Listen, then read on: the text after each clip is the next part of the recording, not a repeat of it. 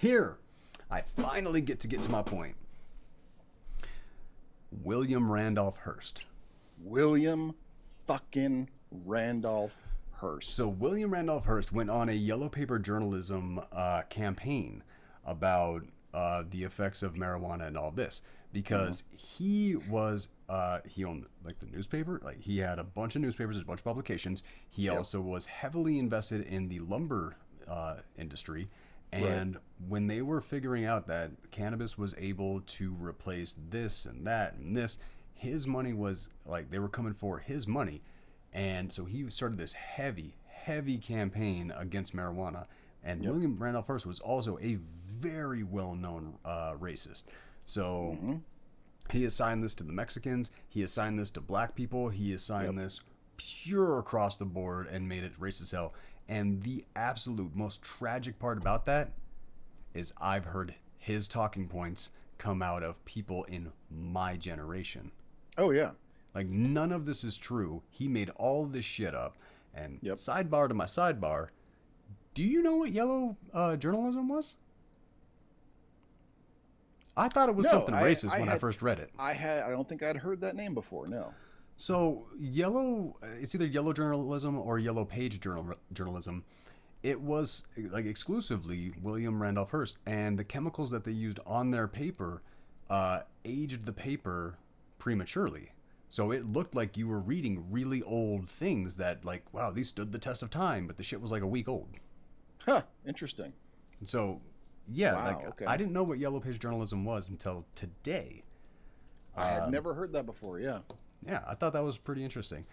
But to know that when you look at how many millions of people have been incarcerated basically because of William Randolph Hearst. Yeah. What a fuck.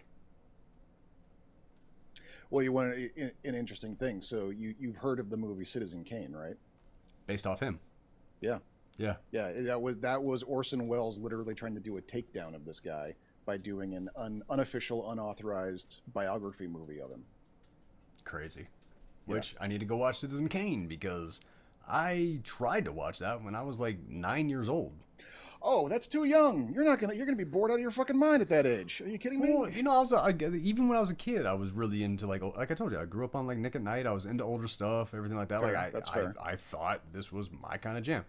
The original Psycho is one of my all-time favorite movies. Okay. Yeah, that is. You have to understand why. No, I absolutely do. 100%. Yep. Anthony Perkins having literally nothing to base his character off of and still doing that? If I had a hat. Damn. Wow.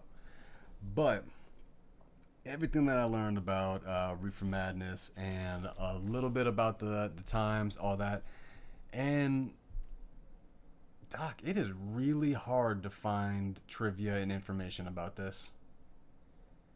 It was a oddly clandestine thing. That's the thing, because like when it comes to stuff like this, with stuff that old, we are dependent on the reporting and the journalism and the documentation of that day to be able to go back and read newspapers and op-eds and books that were written about this that examined it. And the problem is that when it comes to this specific subject, William fucking Randolph Hearst dominated that entire industry, so the narrative was written the way he fucking wanted it to be written, and so we don't know what to trust on this. Dude, like somebody who was just really, really well known, even at that time, for like, if you're known for being a racist in the 30s, what the fuck were you like, man? Because everybody was racist back then. So if you were known as being racist, right? What the hell was this guy? If your average 1930s Joe was looking at you and going, "Damn, you're racist," like that's something. Yeah, that is man. something. Whoa.